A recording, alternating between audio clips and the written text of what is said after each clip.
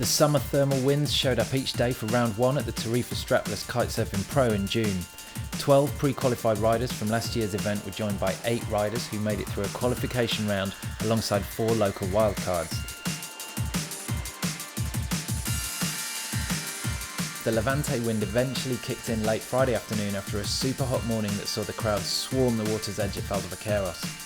In semi-final number 1, local hero Jan Marcos Riveras' charge finally came to a halt at the hands of Matchu Lopes.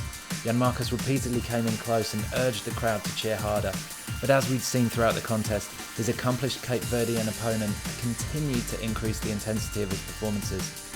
A clean front roll shove it and a front to bind sealed his place in the final.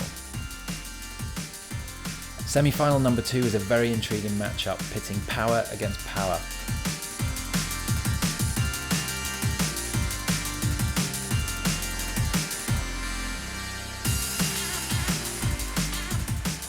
Paulino started with a big kite loop that crashed heavily.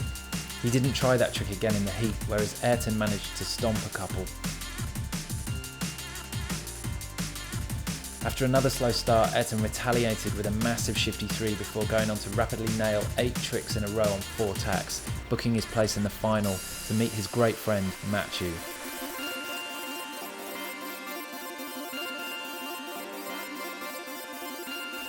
You try riding against this kind of flow.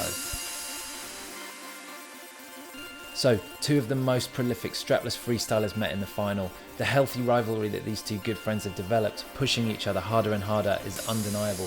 Matchu was the first rider ever to land a triple front roll last year, while Airton continues to defy logic with his ability to master wake style-like tricks.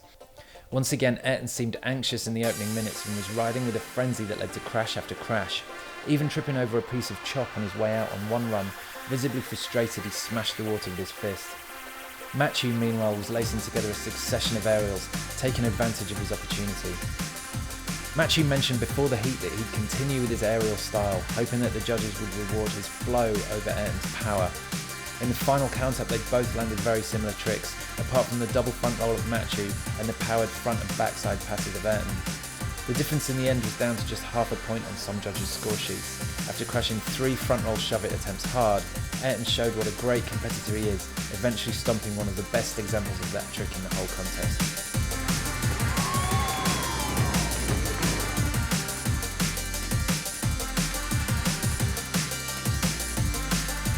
So, Airton took first blood in Tarifa, but there's a handful of guys who could claim top spot at the upcoming events, and this discipline is evolving fast.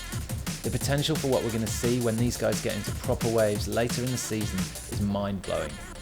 It's a good start. I definitely have to say that. You know, second place, it's something that everybody will be happy, and I'm definitely happy to take the second to my country, especially for my sponsors, and definitely for my father as well.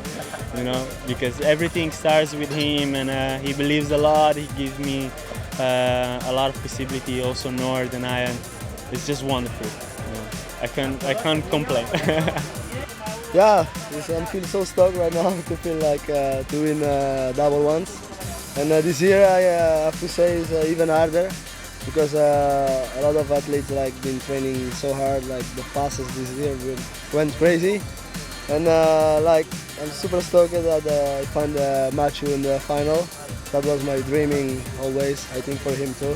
And I feel stoked, you know. And at the end, I have to do like some passes because you know Matchu was winning, and then I have to say, oh, now I have to do something crazy because otherwise we are going to be in the lead. So.